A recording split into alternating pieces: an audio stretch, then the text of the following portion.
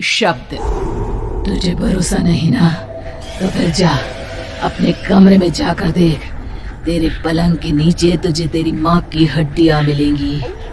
प्रभात दौड़कर अपने कमरे में जाता है और अपने पलंग के नीचे देखता है। वहां पर सचमुच एक कंकाल पड़ा हुआ था और उसके शरीर पर जो कपड़े थे वो प्रभात की माँ के थे। क्या बात है, आज तो आप सुबह से ही बहुत बिजी हैं।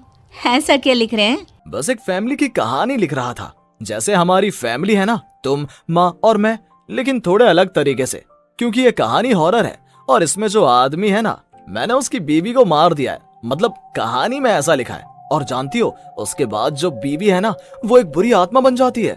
क्या बेटा, इस तरह की डरावनी कहानियां क्यों लिखता है तू? जानता है ना, हम जो सोचते हैं, जो लिखते हैं, हमारा दिमाग पूरा दिन वैसा ही होता रहता है। माँ, परेशान होने वाली क्या बात है? राइटर हूँ मैं, मेरा तो काम है कहानियां लिखना। और वैसे भी ये सिर्फ एक कहानी है माँ, कोई सच नहीं है। उसके बाद कुछ दिन बीत जाते हैं। एक रात प्रभात को अपने ऑफिस से लौटने में देरी हो जाती है। रात के लगभग 12 बजे हुए थे। प्रभात जैसे ही अपने घर पहुंचता है, उसने देखा कि उसकी पत्नी दुर्गा डाइनिंग टेबल पर उसका इंतजार कर रही है। आ गए आप? कब से आपका इंतजार कर रही थी। देखिए ना, खाना भी ठंडा हो गया है। अरे दुर्गा, आज तुमने अपने इतने लंबे लंबे बालों को खोलकर क्यों रखा है? तुम तो हमेशा अपने बाल बांध कर रखती हो। वो क्या है ना प्रभात, जब इंसान अपनी जिंदगी से मुक्त हो जाता है ना, तो उसे दूसरे सारे बंधन खोल देने चाहिए। इसलिए मैंने अपने बालों के बंधन भी खोल दिए। ये तुम किस तरह की बातें कर रही हो? तुम ठीक तो हो? मैं बिल्कुल ठीक हूँ प्रभात। अच्छा चलो खाना खाओ। वो क्या है ना दुर्गा, मुझे भूख नहीं है। ऑफिस में कुछ खा लिया था। कोई बात नहीं, मैं तुम्हारे लिए एप्पल काट देती हूँ, एप्पल खा लो। नहीं दुर्गा, मुझे नहीं खाना है, मेरा मन नहीं है यार। तभी अचानक से दुर्गा अपने हाथ में एक बड़ा सा चाकू लेकर प्रभात पर हमला कर देती है। प्रभात अपने आप को बचाने की कोशिश करता है।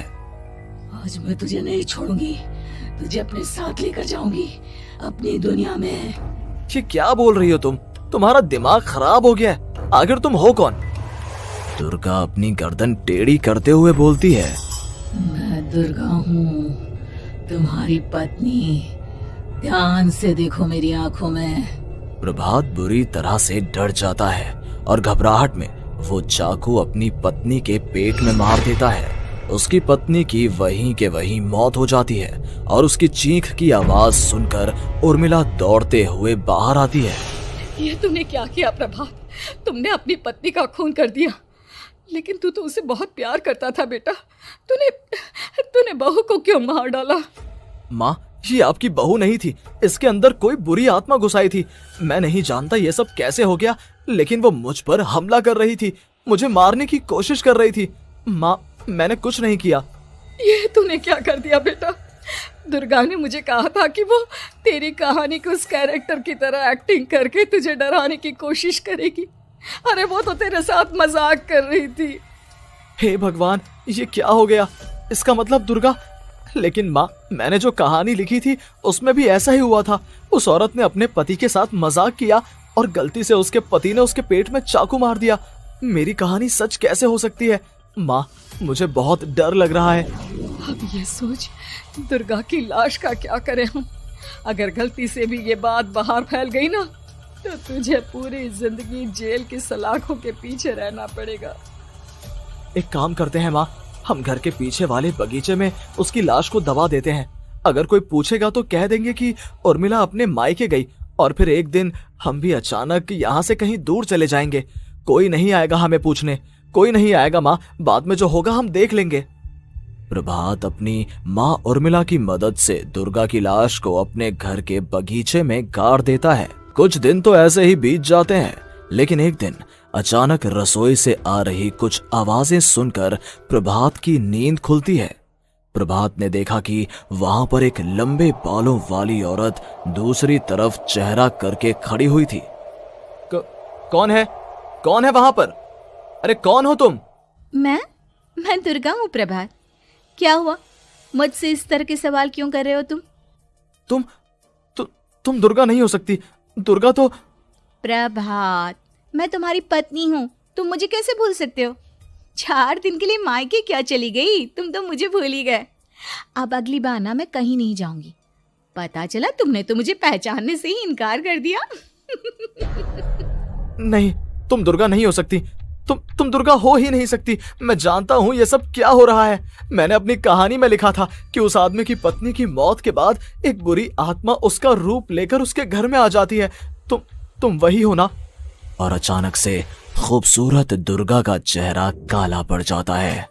उसकी आंखें लाल हो जाती हैं और पूरे शरीर पर बाल, लंबे नुकीले नाखून, उसके दोनों पैर उल्टे हो जाते हैं और बेहद डरावनी आवाज में वो चिल्लाकर कहती है, बुरी आत्मा, मेरा खून करके मुझे अपने ही घर में गाड़ कर तू मुझे बुरी आत्मा कह रहा है? मैं तुझे छोड़ूंगी नहीं। और अचानक से प्रभात के घर में बेहद डरावनी आवाजें गूंजने लगती हैं। घर में चारों तरफ बहुत सारी बुरी आत्माएं नजर आने लगती हैं। प्रभात घबरा कर अपनी माँ को आवाज देता है, माँ कहाँ है आप? जल्दी आइए माँ, देखिए ना ये सब क्या हो रहा है। प्रभात ने देखा कि अचानक से उसकी माँ कमरे से दौड़ कर आती है। क्या हुआ प्रभात? और ये लोग कौन है? इन सब की गर्दन टेढ़ी क्यों है? इनके बाल खुले हुए। प्रभात, ये सब लोग तो मुझे मरे हुए नजर आ रहे हैं। हाँ माँ, ये सब लोग मरे हुए ही हैं और ये ठीक वैसा ही हो रहा है जैसा मेरी कहानी में हुआ था। लेकिन मेरी कहानी के हिसाब से तो आप भी। अचानक से उर्मिला का रूप बदल जाता है। वो भी एक डरावने साए की तरह बन जाती है और बेहद डरावनी आवाज में चिल्ला चिल्ला कर कहती है, मर गई तेरी माँ। जानता है, कल रात जब तू सो रहा था ना, तो मैंने उसके शरीर का सारा खून पी लिया। अब बस हड्डियां बची है उसके शरीर में। नहीं, ऐसा नहीं हो सकता। ऐसा बिल्कुल नहीं हो सकता। मेरी माँ नहीं मर सकती। तुझे भरोसा नहीं ना? तो फिर जा, अपने कमरे में जाकर देख। तेरे पलंग के नीचे तुझे तेरी माँ की हड्डियां मिलेंगी। प्रभात दौड़कर अपने कमरे में जाता है और अपने पलंग के नीचे देखता है। वहां पर सचमुच एक कंकाल पड़ा हुआ था और उसके शरीर पर जो कपड़े थे वो प्रभात की माँ के थे। माँ, अब मुझे कुछ करना पड़ेगा।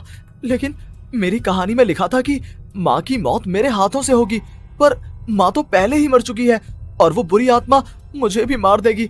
नहीं, इससे पहले कि वो मुझे कुछ करे, मुझे उसका काम खत्म करना होगा।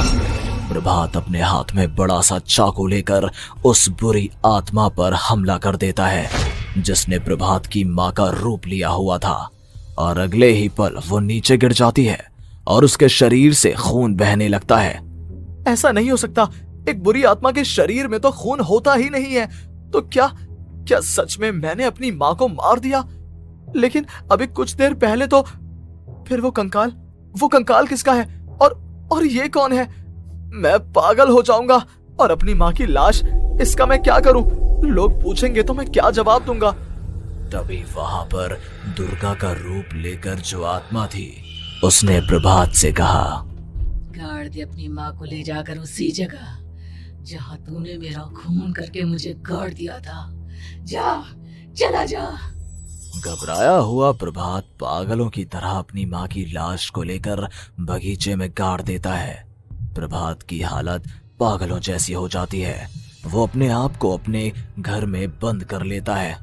कहानी के हिसाब से तो आगे ये हुआ था कि कहानी लिखने वाले ने उन बुरी आत्माओं से डरकर आत्महत्या कर ली थी। तो क्या मैं भी मर जाऊंगा? क्या मैं भी आत्महत्या कर लूंगा? एक काम करता हूँ, मैं अपनी कहानी का अंत बदल देता हूँ। हाँ, ये मैंने पहले क्यों नहीं सोचा।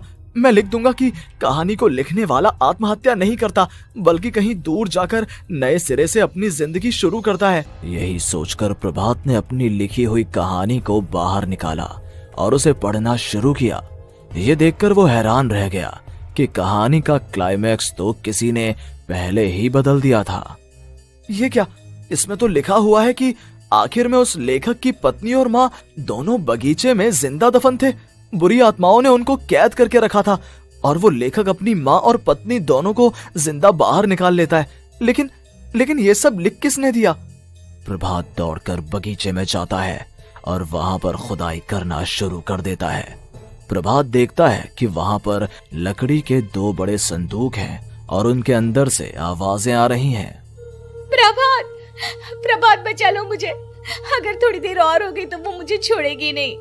बेटा देखो, मैं इस बक्से के अंदर बंद हूँ, प्लीज मुझे बाहर निकालो, वो बुरी आत्मा किसी भी वक्त मुझे मार डालेगी।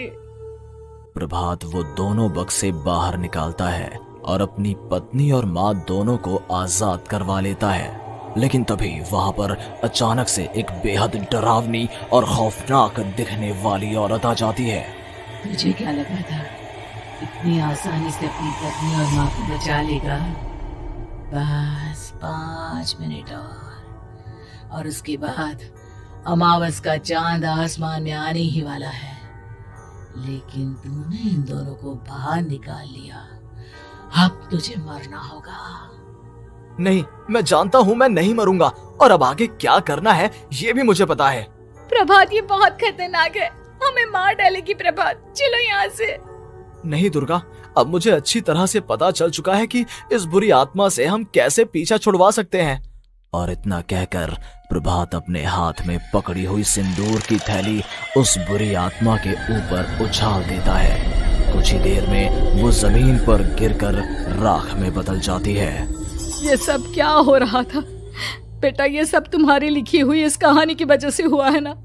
नहीं माँ, पहले मुझे भी ऐसा ही लगा, लेकिन बाद में पता चला कि बरसों पहले हमारे इस बगीचे की जमीन के अंदर किसी को जिंदा गाड़ दिया गया था और बस उसी औरत की आत्मा हमें परेशान कर रही थी। उसी ने मेरे शब्दों में जान डालकर उस कहानी को जिंदा कर दिया था। मुझे माफ कर दो प्रभात, मैंने आपकी कहानी के साथ छेड़छाड़ की थी और उसे बदल दिया था। माफी मांगने की जरूरत नहीं है दुर्गा, तुम्हारे उस बदलाव की वजह से ही आज हम सब जिंदा हैं, क्योंकि आखिर में कहानी में वो हुआ जो तुमने लिखा था।